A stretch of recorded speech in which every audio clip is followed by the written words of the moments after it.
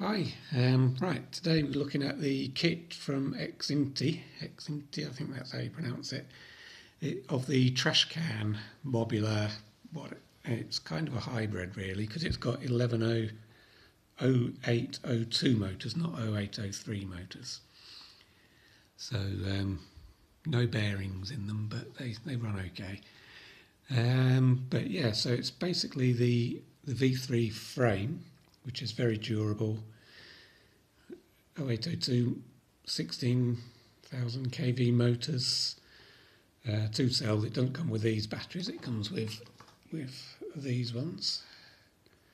4 of those I got in this kit, and I also got the kit with the watch in and the big hoop for the racing through. Comes with a charger, 6-port charger, and a landing mat. And yeah, it's okay. It basically comes in big bag of bits in a box, well packed. There was no damage in it, so that's good. Now, the elephant in the room's the Jello. Every single one of these I've seen has had really bad Jello.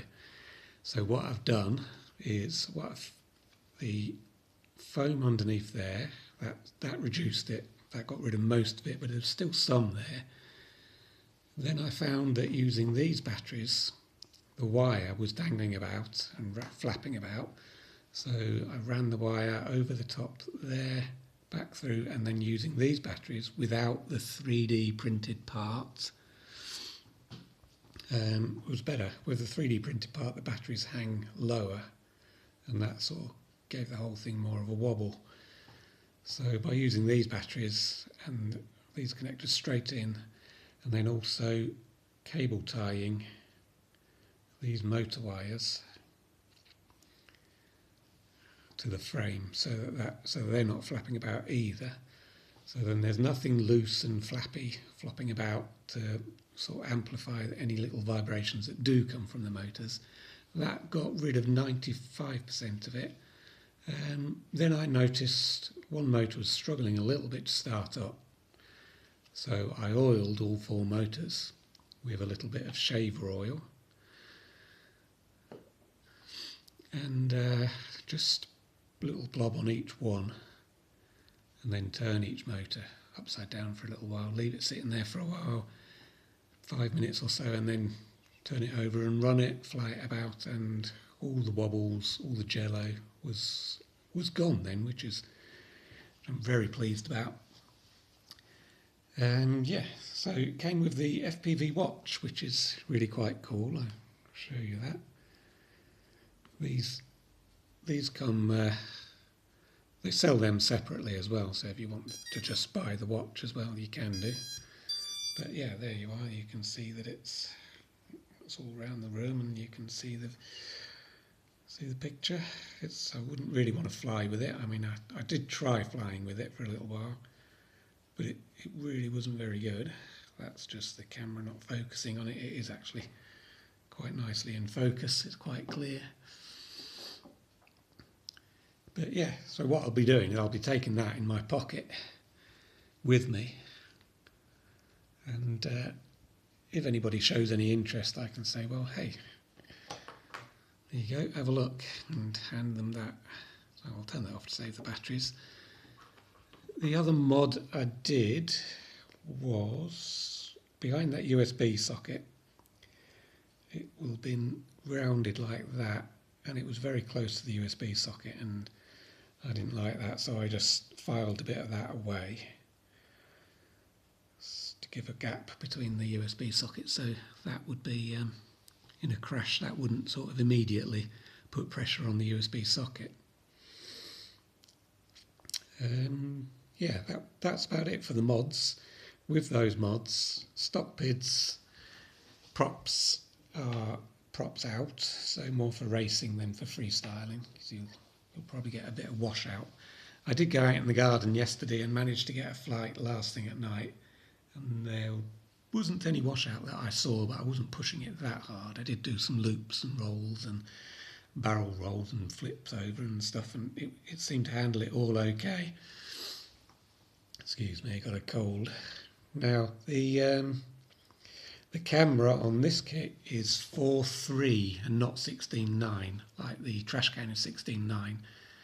So this one's 4.3, which is better for most goggles. Definitely better for my goggles. It matches the ratio much better. And that it's more zoomed in than it is on the mobula7 and most cameras. Yeah, the field of view is narrower. So what that does is it makes it feel slightly slower when you're flying. You don't feel like you're going as fast as you do, and you don't see as much. So indoors I didn't find it quite as easy to fly around as the mobula7, but outside it's absolutely fine. The advantage of that is that you don't get any fisheye effect, whereas your picture gets a bit distorted with the wider angle. So yeah, 6 of one, half a dozen of the other. It works okay. Yeah, it came with extra props, black, blue, and green. They just they're nice to have, because no doubt I'll break them at some point. And also got the racing thing and the landing map with it. So all in all, I think you were looking at about $130, $140 for the whole kit, I think. If I remember right, it might have been less, might be more. Anyway, go and look. There's lots of options, because you can have it with proper goggles or with a controller, a transmitter for your control and things like that. You can get different options, all slightly different prices. So it's like pick and mix, really, so you can decide to build your own. You can even have the frame as the Mobula V2, if you prefer that. Some people are saying that it flies better, so which I can believe, because this has got the extra little struts here, so it's all going to be a lot stronger, but that's going to affect the airflow and reduce the power a little bit, reduce the efficiency. So yeah, that's definitely something to think about. I've personally had no problem with the Mobula frame breaking, but some people say it's a bit brittle. So yeah, overall it's not bad. Value-wise, now that if you buy the Trashcan, it's probably cheaper, but you don't get all these extra options that you get with this, like the FPV watch and the gates and whatever you want, whatever extras you want. So it's worth checking out. Just check the postage as well, because postage is extra. Depending what country you're in, postage varies quite a bit. So just check that out. It came with a little bit of foam, which I didn't end up using because I like my camera angle tilted right up. Yep, not much else to say that I can think of. I paid for the solder service where they soldered up the VTX and the flight controller ready, so there was no soldering needed. The motors are all just plug and play as always with these things now. I may also, the battery bay, now that will take a Nanotech 300 mAh 2 cell straight in there, but I will need to just file down, there's some little notchy bits in there just at the side, just sort of in there, just ever such a small bit that's just stopping the Nanotech sliding straight in. So I might file that down and then change this over to an xt-xinte or something, and put those in, because I think that might be a better bet. But having said that, on these they fit in quite tightly, and it works all right. I flew around the garden for 3 minutes yesterday, doing big loops and rolls and flying quite fast, and just on these 250 mAh it worked quite well. There was no, got good 3 minutes and plenty of power. So I don't know, I might leave it as it is for now and see how it goes. These ones I'll get a little bit longer, but they didn't seem quite as powerful because there'll be a little bit more weight between them. I also flew it indoors, and indoors on 1S it was very manageable and reasonably okay. Not massive power, similar to the Mobula, I guess. Could do flips and rolls after I upped the rates, of course. On 2S, yeah, pretty much quite a handful again, flyable, but a handful, like all the 2S ones indoors. I would say with the field of view and that it's going to definitely be better outside than inside this one. But yeah, there you go. Now, the other thing you might see is these frames that were printed for me by a friend of mine on RC Groups and on Facebook. And these I'm going to move. Don't know which one to try first, but I will try them all. And I'm going to move all the parts from this, and maybe the other mobula7 as well, onto these frames in the summer when I'm flying more outside. And doing away with the ducts and using these frames. That should increase the efficiency no end and the power as well. So I'm thinking that will be really good. I'm looking forward to that. I think that'll give me a lot more power, speed, and last a bit longer as well in the air. But obviously in a crash you're going to break a prop, but you're not going to break the frames there.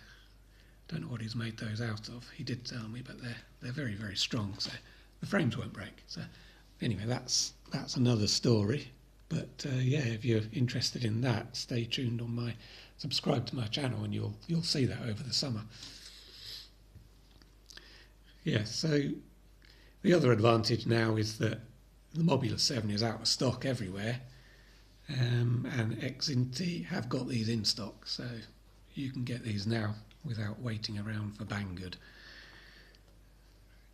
The other questions I've been asked is why didn't they use the 0803 motors? And the reason is that Banggood sell them, but xt-xinte can't get them for some reason, so they're just using the 0802. I can't really comment on that because I've not tried the 0803. From what I've seen, they only have a bearing on the bottom and not the top, and they weigh a bit more. But so yeah, I'm not sure. I've not seen too many flights on those. Obviously, the Trashcan has got them in.